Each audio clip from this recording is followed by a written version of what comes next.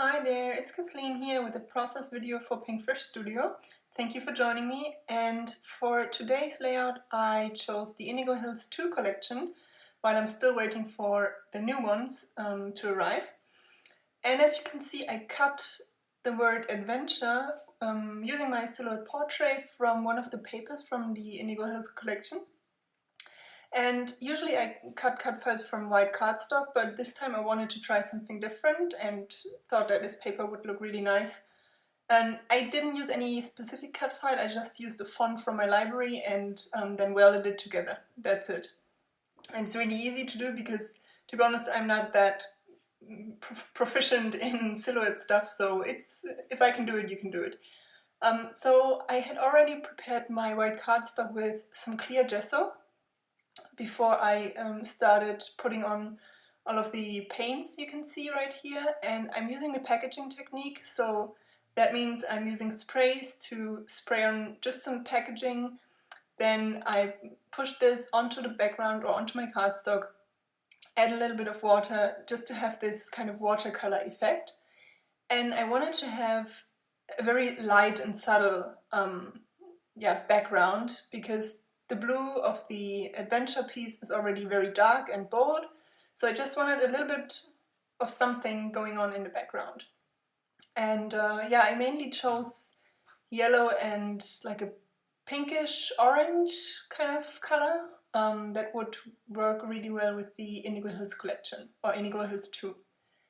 And the photos I'm going to use are of my husband and our dog and me and our dog when we were on vacation. And before I even knew I would use this cut file, I had already printed those photos out. So this is why only now I thought of actually putting the photos behind some of the letters.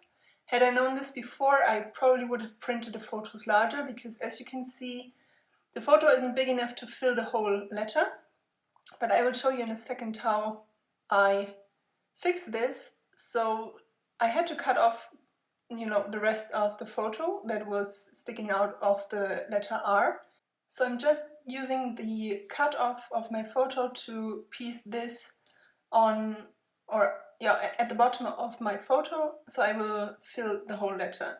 And if you look closely, you can tell that this was pieced together, but in the end it's not that visible and it works for me. So I really didn't want to print the photos out again because I don't want to waste any paper or ink, so I thought this would be a good solution. And the same with the other photo. I'm going to put this behind the A, although the D has a bigger opening and the photo looks nice behind the D as well. I didn't want the two photos in the same line. So this is why I decided to put the photos behind the letter A and R, because all of the other letters are too small to put any photos behind them. And I had cut the cut file too big as to put the photos as they were on the layout. So this is something you can do with your cut files as well. If you have a large opening, you can also put your photo behind it. And I think it makes for a really nice look, and especially if you want to have a multi-photo layout, because I don't use more than one photo very often, and I think this is a good way to do so. And now I'm just backing the rest of the letters with I decided to back the rest of the letters with paper scraps that I had left of some of the pattern papers, and I cut most of that out of the video because, it's kind of boring to watch. And you probably all know how to do it.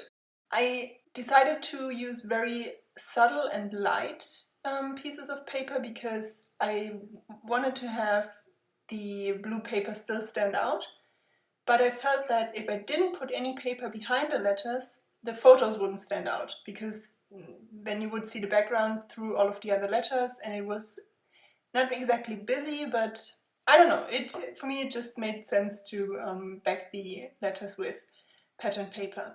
And for one of the letters, for the D, I actually used one of the tags in the journaling spots packages, or in the package, which has some gold foiling on it. And just a second ago I put some kind of fun foam behind the letters to raise them up a little bit from the page, because now I want to put some embellishments around the word and have some of the pieces stick out from underneath, So I like to have dimension on my layouts, and using foam adhesive or fun foam is a really easy and nice way to do it, especially if you have very solid lines or big parts where you, or large parts when you can actually put that behind it. So if you have a very delicate cut file, for example, it's quite difficult and I would probably be too lazy to do it, but this one was really easy to do.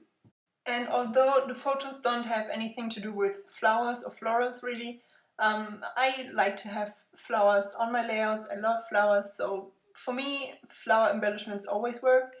And the Indigo Hills collection has some very nice elements in it, like the puffy stickers that I used next to the letters, for example.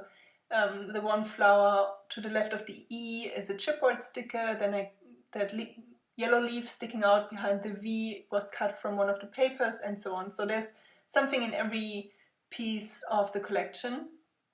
And now I needed one more bigger piece that I could put somewhere in the third row, because I want to have 3 small clusters around the word adventure of flowers, and I already have one in the first row, I have one in the second row, so now I need something in the third row, and I will put that on the right side again, so that in the end I have some kind of a visual triangle of clusters.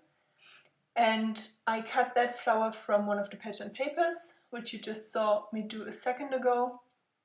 And then I will add in some more smaller pieces from the ephemera pack, I think.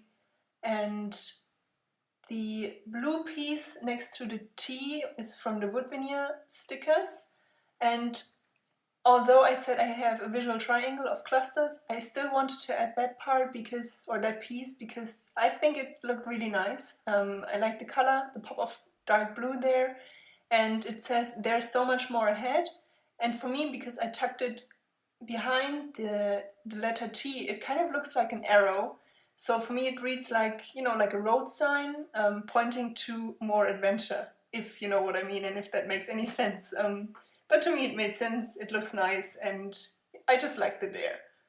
So yeah, I added some gold splatters, then some or not embellishments, enamel dots, and off camera I will also add some journaling with a gold pen.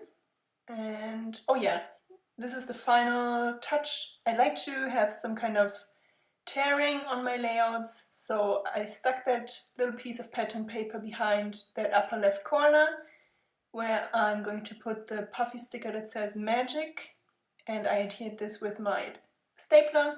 So that was the final touch, and then here is the finished layout. So I hope you enjoyed it, I hope it inspires you. If you have any questions or comments, please let me know, and then I want to thank you for watching and hope you have a wonderful day. See you again soon. Bye!